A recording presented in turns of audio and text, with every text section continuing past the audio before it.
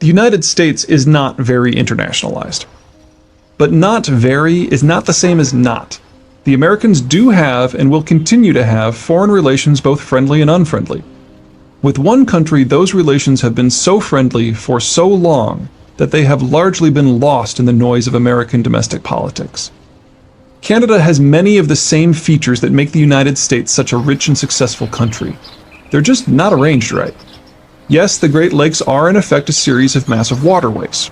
The St. Lawrence River is world class. The natural harbors at Halifax and Vancouver are among the world's best. The Canadian prairies are remarkably productive.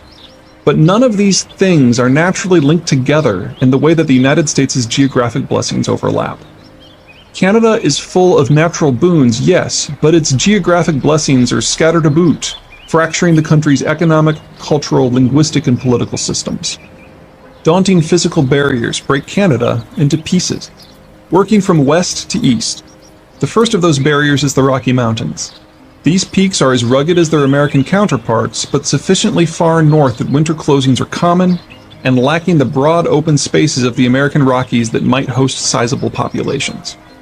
The second major internal Canadian barrier is the Canadian Shield, a creation of the many ice ages that advanced and retreated across what is now Canadian territory. When the glaciers slid southward during the waxing ice ages, they scraped the soil from the bedrock, pushing it ahead of them and depositing most of it in what is now the northern United States. Canada's shorter summers and colder winters greatly retard the process of soil formation.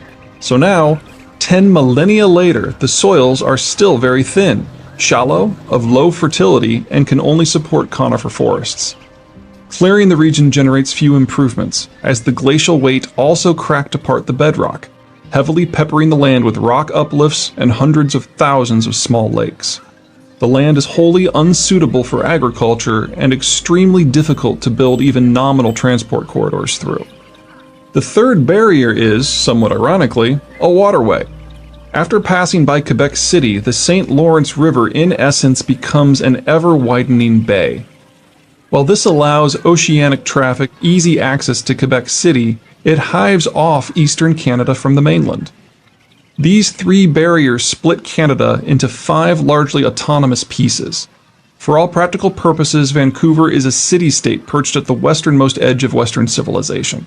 It trades more with East Asia and the American West Coast than it does with the core Canadian population centers of Toronto and Montreal. Despite being in the geographic middle of the country, the prairie provinces are in many ways just as isolated. The Rockies sharply curtail contact to the west, and the Canadian Shield contact to the east. Even today, there is but a single transport corridor that snakes through the 1,200 miles of Canadian Shield between Ontario and Manitoba. As such, Canadian Railways has been forced to invest aggressively into the American railway system in order to ship the agricultural surpluses from the prairie provinces to market, largely via the Mississippi and New Orleans. Similarly, most Albertan energy is exported south to the United States rather than west over or around the Rockies to the Pacific coast or across the trackless Shield to the Ontarian core. The cost of crossing the Shield is so high that very soon U.S. shale will displace Albertan natural gas as Ontario's fuel of choice. And the Shield isn't done. It also hives off Ontario from Quebec. There is only one multi-lane road connecting the two, the 401, which follows the shore of Lake Ontario and the St. Lawrence River for nearly its entire length. The Shield reaches down all the way to the lake and the river in several places, and dominates the northern suburbs of Toronto, Montreal, Ottawa, and Quebec City, complicating significant northward urban expansion. In fact, only Toronto is sufficiently free from the Shield in other directions that it can expand in any meaningful way, mostly to the southwest along Lake Ontario. One result is that Ontarian and Quebecois cities sport some of the most expensive real estate in North America, despite being in a climate that is far from balmy. Another is that despite being surrounded by Anglophone Canada, the Quebecois of Quebec have so few practical connections to their neighbors that they have fairly easily been able to maintain their Francophone status. East of Francophone Canada lie the Maritime provinces, which are, well, maritime, and not linked into the rest of the country much at all. From the bridge crossing at Quebec City, A single road stinks across 200 miles of the southern extension of the Canadian Shield south of the river to the New Brunswick border.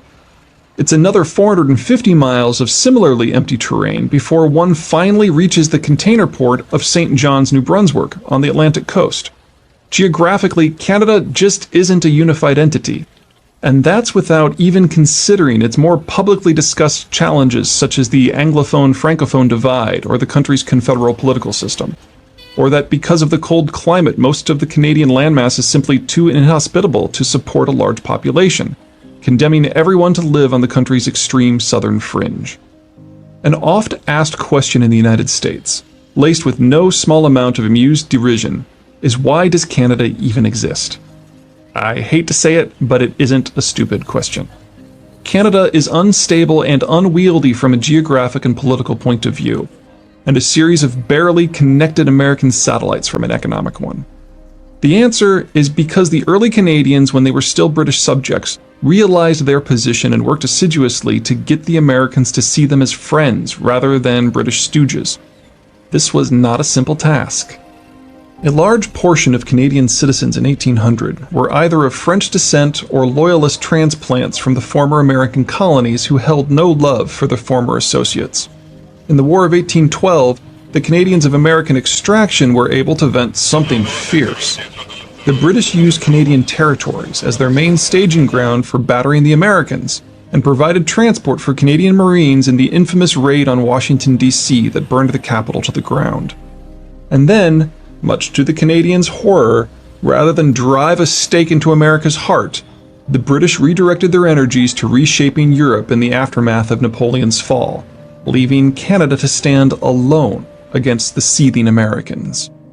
The Canadians, still British colonials, had an unsavory choice. They could do nothing and hope against hope that the still mobilized Americans, who in the absence of the British fleet now held local naval superiority, would forget the enthusiastic role the Canadians had played in the war and leave them be. Or they could offer to negotiate terms. The Canadians wisely chose the latter. In the short term, this deflected American national energies west into the Ohio River Valley and beyond, putting the Americans on the road to superpowerhood. In the long run, it started the process of Canada loosening the ties that bound it to the British Empire, putting it on the road first to neutrality, then friendship with the Americans, then alliance with the Americans, and finally, in the contemporary period, de facto economic inclusion into the American system. Canadian demography, slouching towards dissolution. The Canadian demographic picture is only typical in that it is very similar to that of the rest of the developed world. At some point around 19